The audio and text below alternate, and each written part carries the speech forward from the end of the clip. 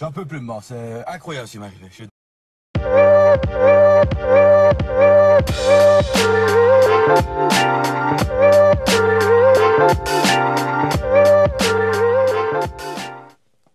Et bonjour à tous et bienvenue sur la chaîne de l'Examen Crypto. Nous sommes le mercredi 5 février 2025, il est actuellement 8 h du matin. On va faire le point sur la situation du Bitcoin. On va regarder les news, on va regarder les actualités, on va regarder les indicateurs, on va regarder les altcoins. On s'installe avec effectivement donc plusieurs cryptos, la crypto Ultima qui nous fait un plus 19%, AVE qui se réveille, le Pengu, Sui, Gala qui reprennent des forces. Gala, on avait pu le voir effectivement dans le club Rocket qui a rebondi effectivement sur un très joli niveau de support. Bref, allez, on va regarder tout ça en détail au travers de cette vidéo. On démarre directement avec les news. Donc du côté des news, plusieurs choses. Tout d'abord, Cryptolétante qui nous pousse que Eric Trump y mise sur l'Ethereum a priori. Pourquoi? Parce qu'il nous sort une phrase, une punchline, en disant, à mon avis, c'est le bon moment pour accumuler de l'Ethereum. En tout cas, c'est ce que nous dit le fils de Trump qui affiche son optimiste sur la crypto. C'est ce que c'est un signal fort? Eh bien, on va surveiller ça de toute façon dans les prochains jours. Alors, tension économique, la riposte chinoise frappe fort. Donc là, vous le savez, hein, il y a quand même pas mal de tensions actuellement entre la Chine et les États-Unis. Donc Pékin riposte avec des taxes de 10 à 15% sur le gaz naturel, sur le pétrole et les machines agricoles américaines. Pendant ce temps-là, le Bitcoin, lui, il oscille toujours aux alentours des 100 000 $. Donc pour l'instant, c'est pas trop impactant, mais c'est quand même assez tendu, hein, tout ça. Du côté du club Lexa Rocket, on avait vu la crypto Jupiter et la crypto HNT. Vous le savez, dans le club, c'est là où je vous analyse des potentiels crypto-pépites, mais surtout, c'est là où je vous fais des suivis réguliers par rapport à toutes les crypto-monnaies. Donc n'hésitez pas, vous avez le lien du club Lexa Rocket en description de vidéo. Alors, du coup, Crypto Détente qui nous pousse que des fonds auraient été vidés après l'utilisation de Phantom et de Trust Wallet sur des sites pour adultes, donc en l'occurrence des sites porno. Un exploit spécifique viserait les spectateurs, donc ne connectez jamais votre wallet à des sites douteux, effectivement, soyez extrêmement prudent, parce que du coup, là, il y a des personnes qui ont perdu quand même des belles sommes d'argent, donc effectivement, prudence. Dans le club, on avait vu la crypto VeChain et la crypto WLD. Par la suite, donc du coup, ça c'était intéressant. On a eu Van Eck qui nous donne un nouvel indice crypto. Donc ça c'est intéressant parce que Market Vector dévoile le MAGA 10, un indice regroupant les 10 meilleurs actifs numériques américains. Et bizarrement, ils ont choisi le mot MAGA. Donc MAGA, on sait, hein, c'est le mot de Trump quand il disait Make America Great Again. Donc effectivement, dedans, il met les 10 meilleurs actifs numériques américains. Donc là-dedans, on a le XRP, le Solana, le Link, AVAX, XLM, SUI, Uni, NIR, APT et le fil. Donc ça, c'est quand même hyper intéressant d'avoir cet indice qui a été créé. C'est plutôt bon signe, hein, pour la crypto. Pour tous ceux qui étaient sur FTX, donc actuellement, il faut voir que les petits créanciers, donc les personnes qui ont moins de 50 000 $ sur FTX, enfin qui avaient moins de 50 000 $, commencent enfin à être remboursés. Ils devront normalement commencer à recevoir les premiers paiements à partir du 18 février. D'ailleurs, dites-moi en commentaire si vous aussi vous faites partie, des personnes qui ont tout perdu sur FTX lors du crash là, quand la plateforme avait effectivement connu toute cette vague de FUD énorme avec tout ce qui s'est passé sur FTX. 20 États américains veulent créer une réserve stratégique en Bitcoin, donc ça augmente, hein, tous les jours, ça monte, c'est un truc de fou.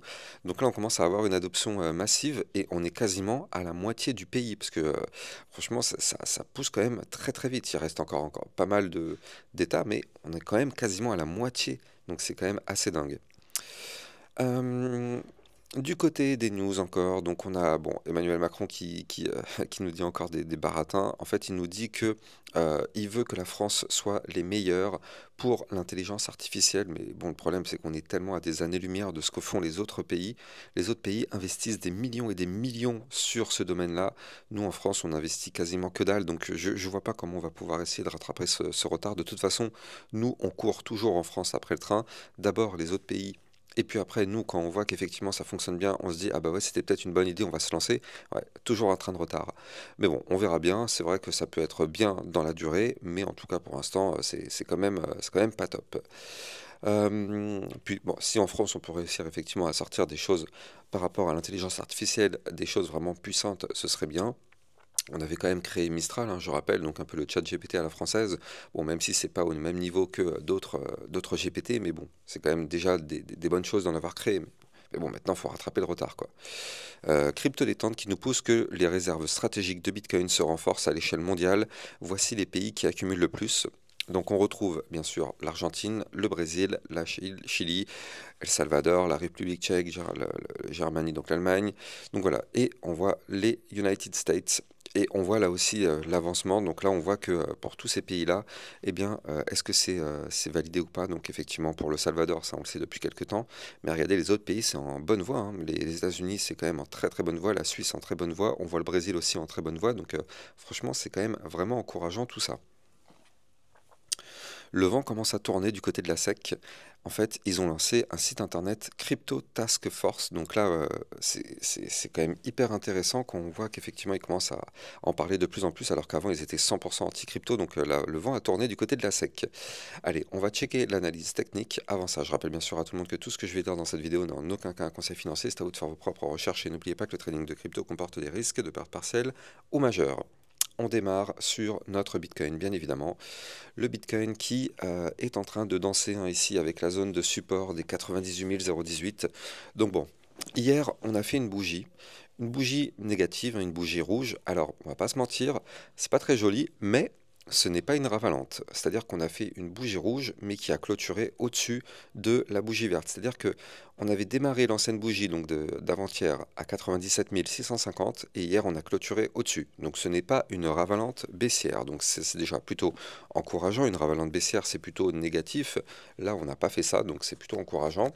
Par contre, quand même, il faut le noter, hier on a pété le support des 98 018. Est-ce que c'est grave? Pas forcément. On est vraiment juste en dessous, donc c'est pas vraiment extrêmement important.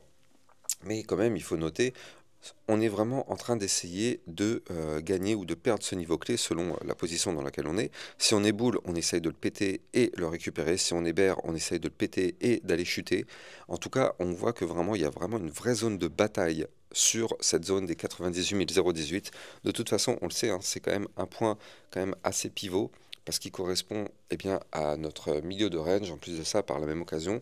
Donc comme vous pouvez le voir ici, c'est un point déterminant. Maintenant, attention, attention tout de même à ne pas breaker donc les fameux 97 615 $, parce que ça voudrait dire que si on break en vue jour ce niveau clé, ce serait pour prendre malheureusement la direction du bas du range, 93 477, voire même ici, donc le fameux bas de range, à 92 540 $. Maintenant, pour pas être trop négatif, on avait pu voir hier quand même, dans ma vidéo d'hier soir, quelque chose d'encourageant.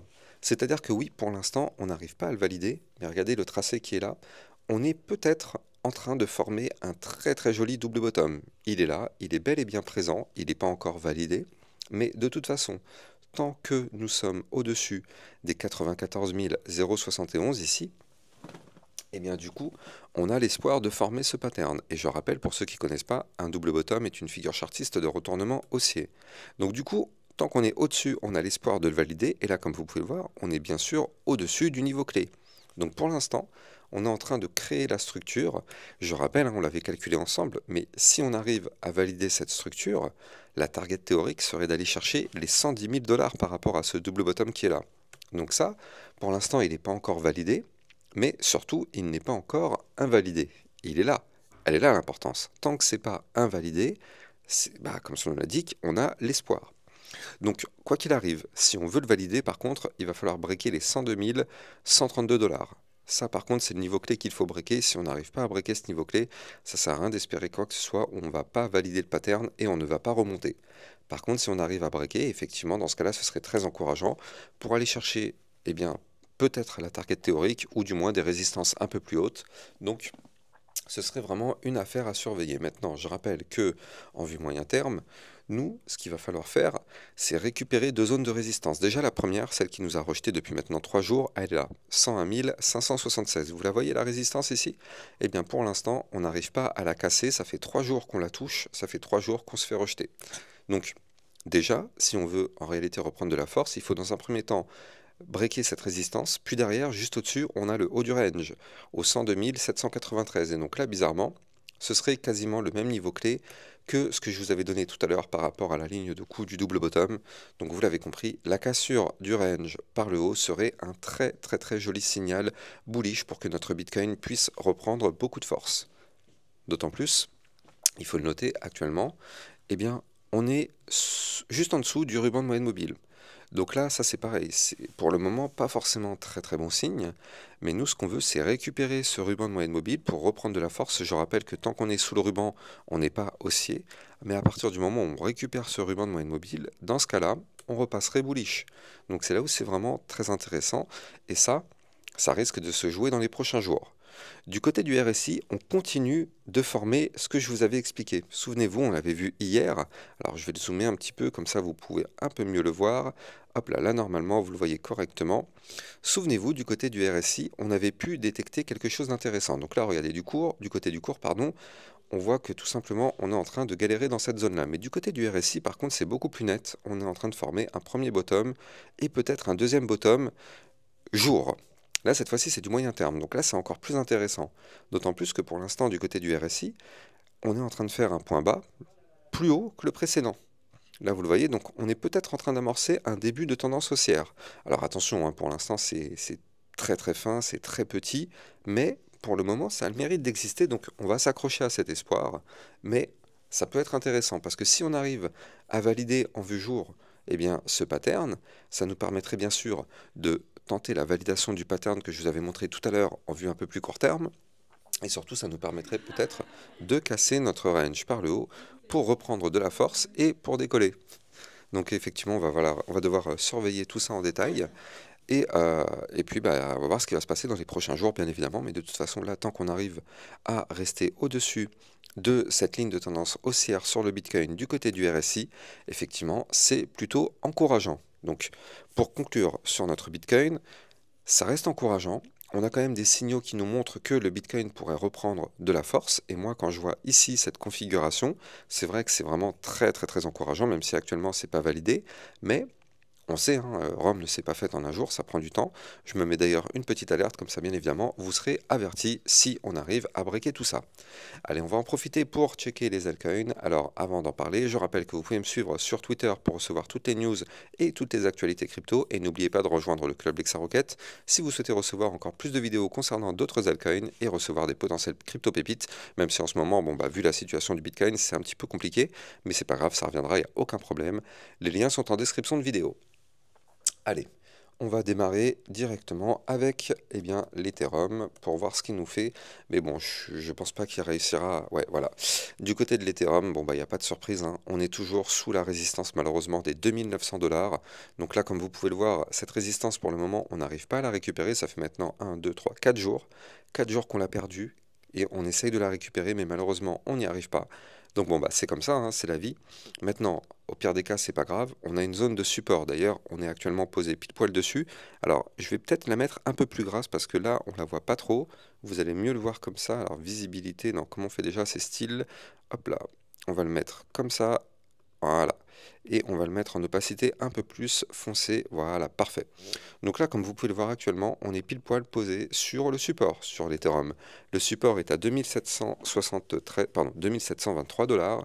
On est actuellement posé pile poil dessus. Pour le moment, ça tient. Et tant mieux, heureusement que ça tient. Parce que si ça lâche, c'est pas la même chose. Si ça lâche, direction 2555 et 2343. Donc pour l'instant, ça tient. Je ne sais pas combien de temps ça va tenir encore, mais en tout cas, tant qu'on est au-dessus du niveau clé, on a l'espoir de former un potentiel rebond. Ce que je m'attends quand même du côté de l'Ethereum, c'est de faire un pullback. Avant de continuer, je rappelle que vous pouvez trader toutes ces cryptos en utilisant mon lien de parrainage Binance que vous avez en description de vidéo qui vous permet d'obtenir un bonus de 10% à vie sur vos frais de trading et ça vous permet de trader sur une plateforme enregistrée PSAN auprès de l'AMF. Donc là, le lien est en description de vidéo. Donc du côté de l'Ethereum, on a breaké des niveaux clés. On doit s'attendre normalement à revenir les retester. Donc là, tant qu'on est au-dessus des fameux 2723 $, on a l'espoir de remonter à 2900 et l'espoir surtout de revenir retester le niveau clé majeur qu'on avait breaké, c'est-à-dire le bas du range, à 3125 $. Ça, ce sont des niveaux clés. De toute façon, tôt ou tard, on reviendra les rechercher. Alors oui, on aimerait plutôt tôt que tard, bien sûr, mais en tout cas, on s'attend à revenir là-dessus bientôt.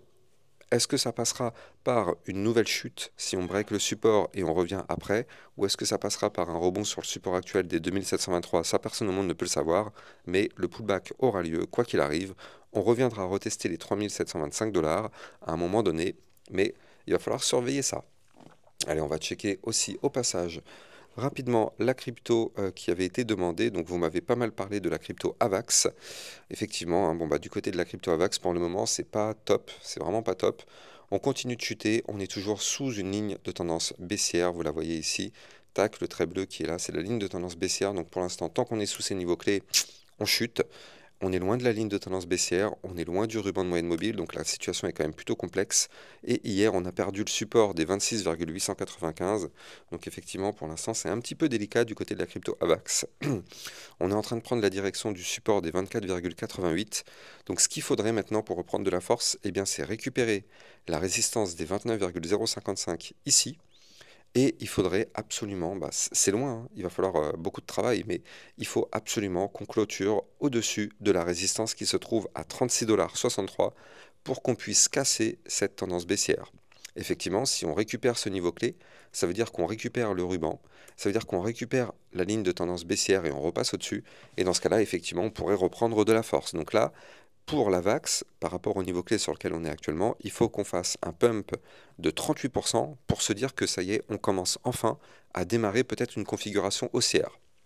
Donc il y a beaucoup de travail. Maintenant, d'un point de vue un peu plus long terme, il faut quand même le noter, hein, la VAX est revenue au point de départ long terme. Regardez ça, hein, on a eu toute une phase de consolidation ici, tac, qui a déclenché un très joli mouvement haussier.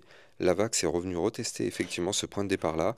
On a eu quand même des jolies performances, hein, le marché nous a quand même donné, il faut le noter, sur cette crypto, on a eu un plus 137%. Le marché a tout ravalé, il a tout ravalé, donc c'est pour ça que je dis à chaque fois, n'oubliez jamais de prendre des profits d'un point de vue long terme. Effectivement, la configuration n'est pas non plus dégueulasse, mais on s'attend quand même à un moment donné à un rebond parce qu'on est quand même tellement bas. Regardez, du côté du RSI, on est à 42. Donc au bout d'un moment, on va avoir un rebond sur une des zones de support et pourquoi pas reprendre sur la seconde partie du bull run. Mais quand même, c'est dommage d'avoir fait un plus 130% et de n'avoir pris aucun profit. Bref, en tout cas, si vous avez kiffé la vidéo, n'oubliez pas de liker, commenter, partager au maximum. Abonnez-vous à la chaîne YouTube pour recevoir tous les jours 1, 2 à 3 vidéos concernant le Bitcoin et les altcoins. Je vous souhaite de passer une très bonne journée. Je vous dis à plus tard. Ciao, ciao!